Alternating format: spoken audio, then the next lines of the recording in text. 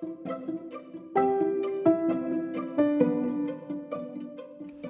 is the Milo Sweet Podcast, where you'll learn to get unstuck. Start now. Conquer life's challenges by learning to do difficult. Find quick and clever ways to overcome. Wait, did you think life was going to be easy? Remember, all of your excuses are now dead to me. Let's get started.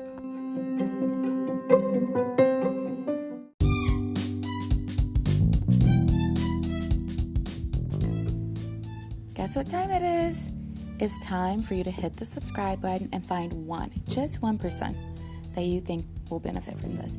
But if you're feeling a little generous, right? Or you're super free with your time right now, probably doing nothing because you're listening to this. Well, maybe if you're doing something, actually just make yourself free right now. Hit subscribe. What are you waiting for? Hit it. Come on. Hit subscribe.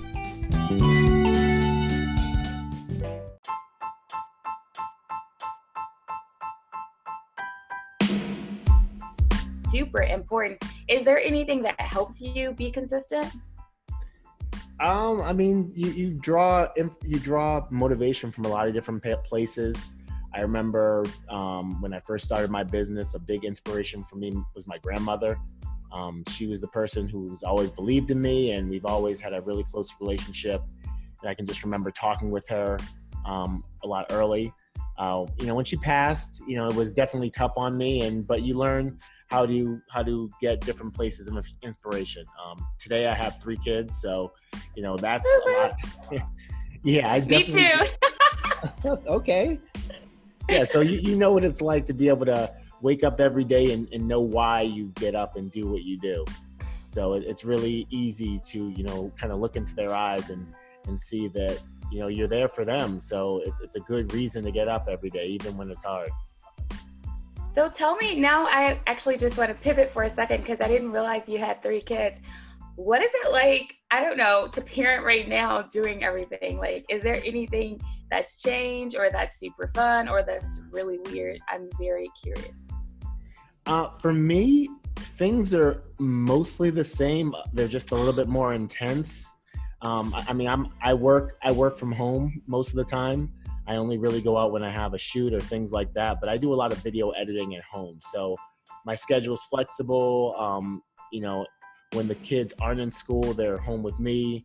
So I kind of got a wake up call with the schools being canceled, and now it's like everyone's home. So it's make a new schedule. You might have to work in the middle of the night. You might have to work on the weekend, but yeah. Oh my God. It's like, I feel like the same way because I've been homeschooling for 8 years, and I've learned through homeschooling and being a business owner how to make a lot of things work. So agility becomes your superpower because you have no other choice. You have to adapt. If you have a client meeting, I'm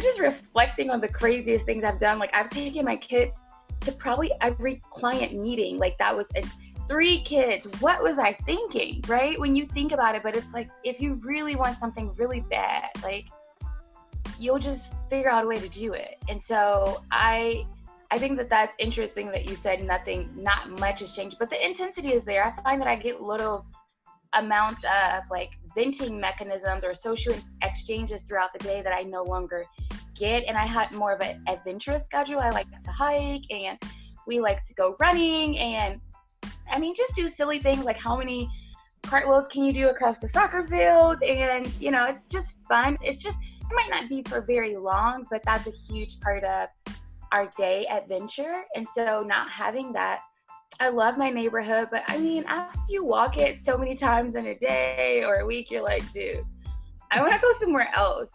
So is there any big hurdle that you ever had to overcome in your business, or anything that sticks out that was super challenging? I think the biggest challenge that I've had was really kind of moving. I'm originally from Massachusetts, and for a short stint, I was in Los Angeles, going toward, more towards the movies and really working on that aspect of filmmaking. And changing from one side of the country to the other was really challenging. And then after that, I eventually moved to Florida. So coming and seeing different markets, different types of clients, having to reestablish a business that was basically word of mouth at the time. You know, Right. it was really challenging to just, pick everything up, start again, and really start from ground zero. Is there anything you learned from relocating? I've learned that I should take my own advice, and the great thing about video is it's permanent. And, had I been starting when I was in Massachusetts, I would have left every place with a little bit of a reputation where it matters online. And, having that background, really protects you from having to start over and build your reputation, because people aren't going to know you in the beginning.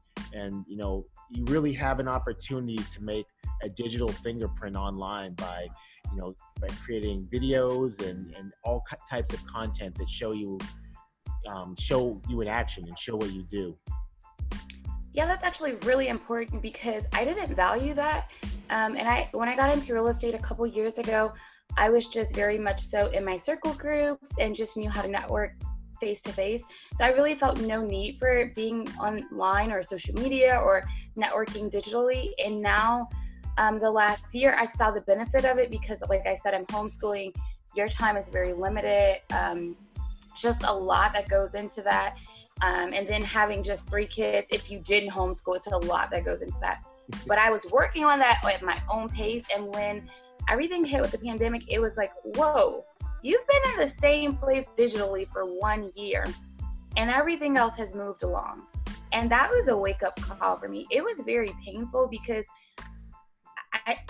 I felt maybe a little ashamed just that I knew something didn't apply, and I have clear evidence of just having a chance to be ready, and I just wasn't ready, right? So now I'm like scraping, trying to put that together, which still works, but it's super important if you have the time and the opportunity. Like for me, this time right now, I'm working as much as possible. I'm using it as a time to put as much together as possible, because you don't know, like, when the real world starts back, what is it going to look like? And there's one way you could look at this time as, as a time to be depressed or, melt in your anxiety. And some people, I feel like, have very valid reasons for that. I'm not taking that from them. But if you have the time and it's really just you, I would use it as a time to really, like you're saying, leave a print of what you did during that time. Leave with a skill, leave with a better resume, leave with more networking. It's super important to take that time and do something with it. And recently I learned that most valuable thing is not money, it's your attention. So what are you spending your time with? That is going to tell you your story for next year. Those thoughts, those emotions and behaviors are going to do something for your future, whether you like it or not. It's going to tell you what it's going to do, or you can choose.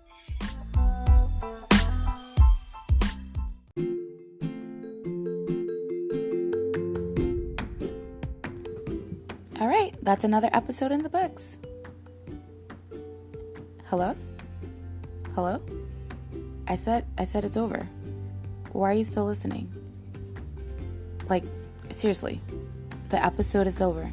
If you're still listening right now, you know what? You're probably a chronic procrastinator. Guess what? I'm still listening to. Come on, for real, seriously. We gotta go do something productive. No, like, for real. No, for real. Okay, you can keep listening.